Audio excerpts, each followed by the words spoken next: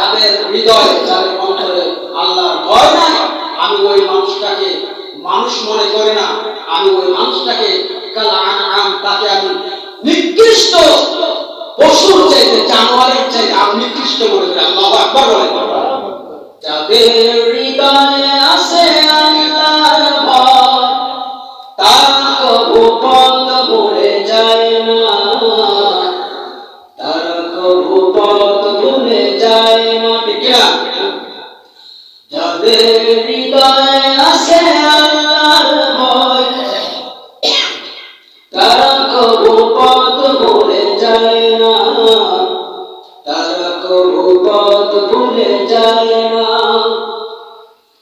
আল্লাহর প্রেম ছাড়া এই দুনিয়ায় কারো কাছে কোনো কিছু যায় না, কারো কাছে কোনো কিছু যায় না।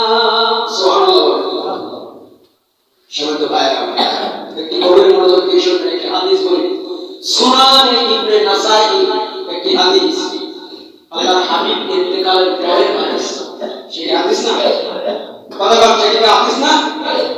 আল্লাহর হাবিব ইন্তেকাল করেছেন, তারপরে যে ঘটনা ঘটেছে সেটিও হাদিস। সুবহানাল্লাহ বলেন।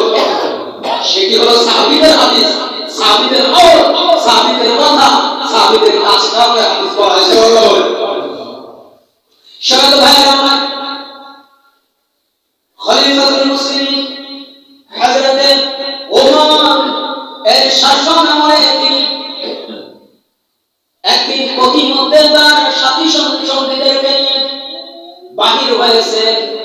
তিনি মরুভূমির মধ্যে চলতে চলতে হঠাৎ করে দেখেন একজন রাখাল কিছু রূপা, কিছু উট বকরি মেষ নিয়ে সে চড়াতে চড়াতে চলে যাচ্ছে। দুপুরের সময় হযরতে ফারুক আযম তিনি দুপুরের লাঞ্চ করবেন বলে তিনি সাহাবীদেরকে একত্রিত করেছেন, একত্রিত করে খাওয়ার জন্য ব্যবস্থা করেছেন।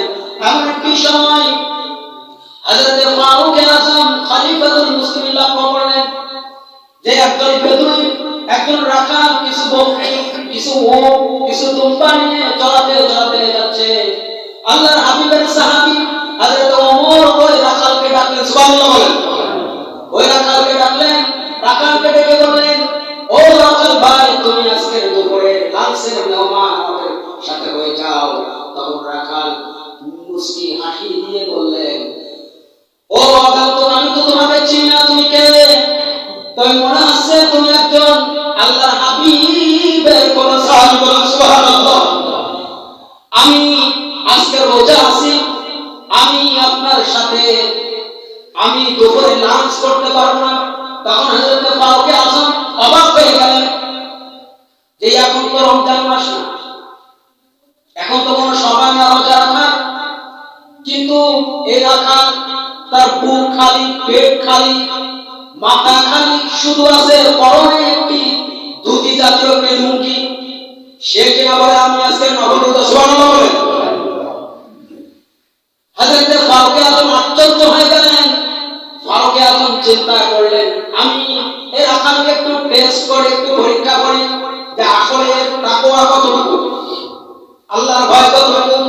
হযরত ফারুক আযম রাখালকে এক পাশে ডেকে নিয়ে বললেন, ও আমার ভাই, আজকে দুপুর বেলায় তুমি তো আমাদের সাথে লাঞ্চ করবে না, তবে আমাদের রাতের জন্য আমাদের একটি ছাগলের দরকার, একটি ছাগল দরকার। তুমি যদি আমার কাছে নগদে একটি ছাগল যদি বিক্রি করতে, একটি দুম্বা যদি বিক্রি করতে, তাহলে খুবই ভালো হতো। আর কি তোমার যে মালিক, এই মালিক জানতে পারতো না।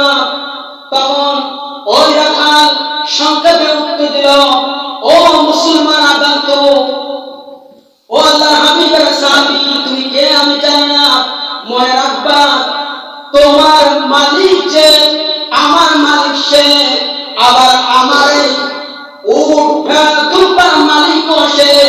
অতএব আমার মালিক না জানতে পারলেও আমার যিনি জানে তিনি কে।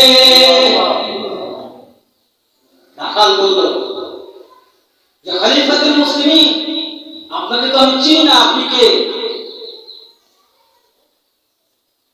আমার মালিক জানতে পারবে নাকি আমি বিশ্বাস করি। এই দুনিয়া কেউ জানবে নাকি আমি বিশ্বাস করি, কিন্তু আমাদের যে মালিক তিনি জানবেন।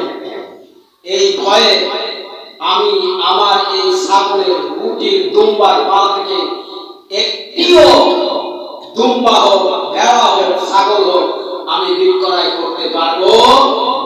সুবহানাল্লাহ বলেন না? আর আমি হই কি হোক, কি হোক মালিক আছে কোথায়? দিন আর কিছু টাকা বিক্রি করে পকেট গরম হবে, ঠিক কিনা?